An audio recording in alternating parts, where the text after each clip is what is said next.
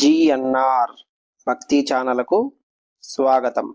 మనం కంచికామకోటి పీఠాధీశ్వరులు నడిచే దేవులైన శ్రీ శ్రీ శ్రీ చంద్రశేఖరేంద్ర సరస్వతి మహాస్వామి వారి దివ్య మహిమలను తెలుసుకుంటున్నాం.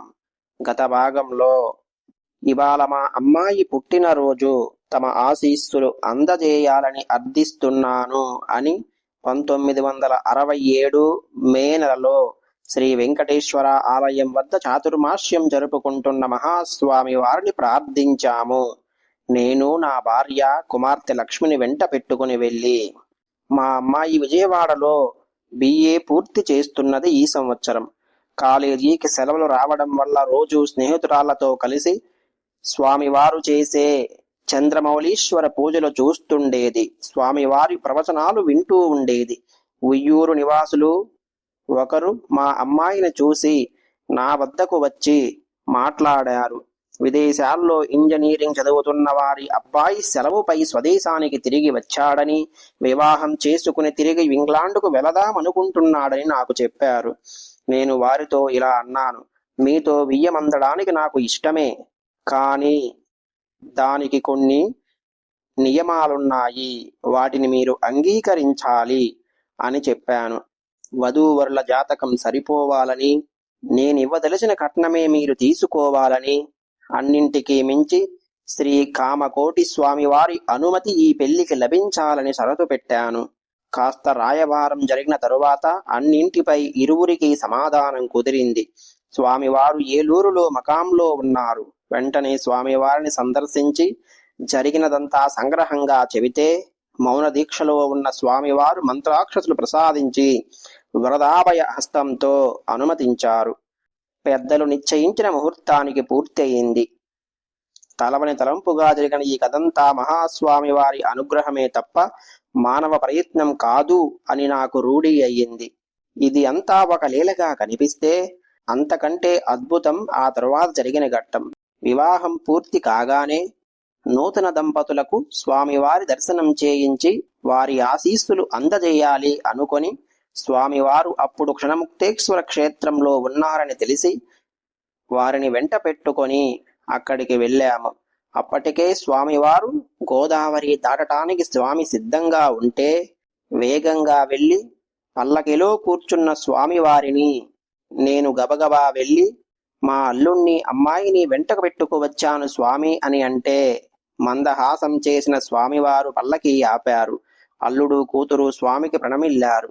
అన్ని అక్షతలు తీసి వరుడి ఉత్తరీయంలో పోశారు స్వామివారు. పల్లకి బయలుదేరి వెళ్ళిపోయింది. మంచి రోజు చూసి అమ్మాయి అబ్బాయి ఇద్దరు ఇంగ్లాండ్ వెళ్ళిపోయారు. ఆ తరువాత జరిగిన పరిణామమే ఆశ్చర్యజనకం.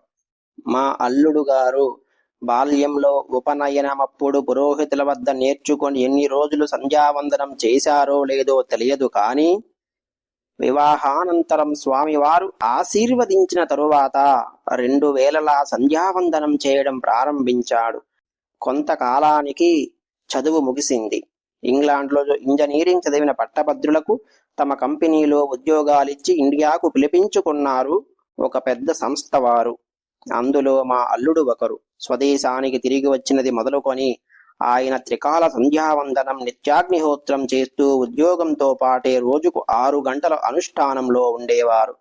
పలు సంవత్సరాలు విదేశాల్లో నివసించి వేషభాషల్లో పాశ్చాత్యులను అనుకరిస్తూ వచ్చిన ఈ నవనాగరికునిలో ఈ పరిమాణం రావడానికి కారణభూతులెవ్వరో ప్రత్యేకించి చెప్పనక్కరలేదు.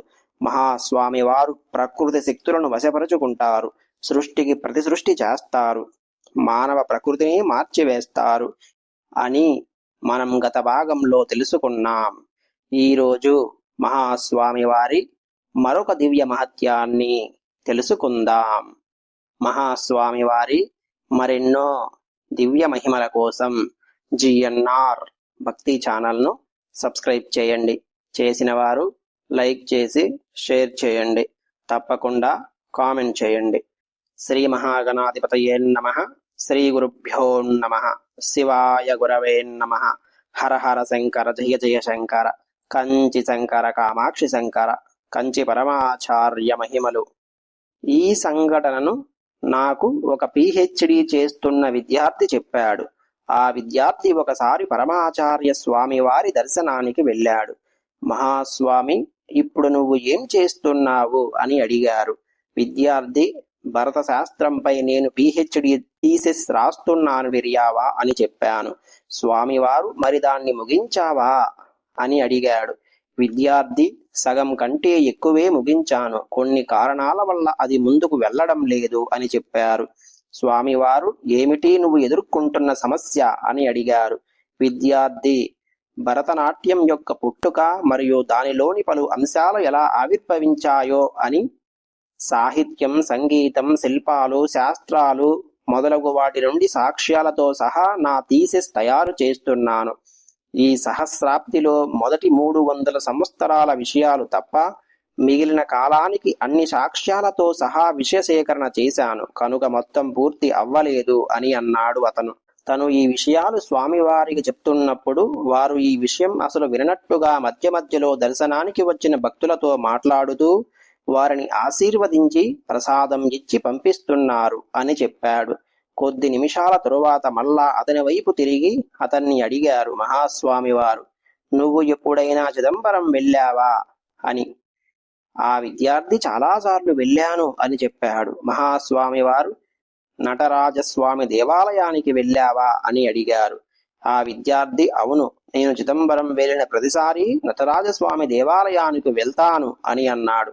మహాస్వామి వారు, వెళ్ళిన ప్రతిసారి అమ్మవారి ఆలయంలోకి వెళ్ళావా అని అడిగారు. విద్యార్థి, లేదు, ప్రతిసారి వెళ్ళలేదు, వెళ్ళిన ప్రతిసారి కొంచెం అత్యవసర పరిస్థితుల్లో ఉండడం వల్ల కేవలం నటరాజస్వామి వారిని మాత్రమే దర్శించేవాణ్ణి, శివకామి అమ్మవారి దర్శనానికి తరచుగా వెళ్ళలేదు అని చెప్పాడు. తరువాత మహాస్వామి వారు ఏమీ మాట్లాడలేదు, భక్తులకు ప్రసాదం ఇవ్వడంలో నిమగ్నమయ్యారు. ఆ విద్యార్థి స్వామి వారి నుండి సెలవు తీసుకుని ఇంటికి వెళ్ళిపోయాడు. కొన్ని నెలల తరువాత అతను చిదంబరం వెళ్ళినప్పుడు నటరాజస్వామి దేవాలయానికి వెళ్ళాడు. అమ్మవారి సన్నిధికి కూడా వెళ్ళాలి అన్న మహాస్వామి వారి మాటలు మెరుపులాగా స్ఫురించాయి. అతను దాని విషయమై నాతో ఇంకా ఏమి చెప్పాడంటే, శివకామి అమ్మవారి సన్నిధిలోకి అడుగు పెట్టగానే అకస్మాత్తుగా నాకు ఒక విషయం స్ఫురించింది. 4 ప్రాకారాల్లో ఉన్న శిల్పాలు నా థీసిస్లో తప్పిన 3 శతాబ్దాలకు సాక్ష్యాలుగా కనిపించాయి. నాకు కనిపెట్టడానికి ఎన్నో ఏళ్లు పట్టగా మహాస్వామి వారు కొద్ది క్షణాలలోనే నాకు సూచించారు. కానీ నాకు ఆ సూచనను అర్థం చేసుకోవడానికి కూడా కొన్ని నెలలు పట్టింది. వెంటనే అతడు ఆ థీసిస్ను పూర్తి చేసి విశ్వవిద్యాలయంలో సమర్పించి పిహెచ్డి పట్టా అందుకున్నాడు. హర హర శంకర, జయ జయ శంకర, కంచి శంకర, కామాక్షి శంకర. మహాస్వామి వారి మరెన్నో దివ్య మహిమల కోసం జిఎన్ఆర్ భక్తి ఛానల్ను సబ్స్క్రైబ్ చేయండి. చేసిన వారు లైక్ చేసి షేర్ చేయండి, తప్పకుండా కామెంట్ చేయండి. మహాస్వామి వారి మరొక దివ్య మహత్యంతో రేపటి రోజున మళ్ళీ కలుసుకుందాం. ఓం నమః శివాయ.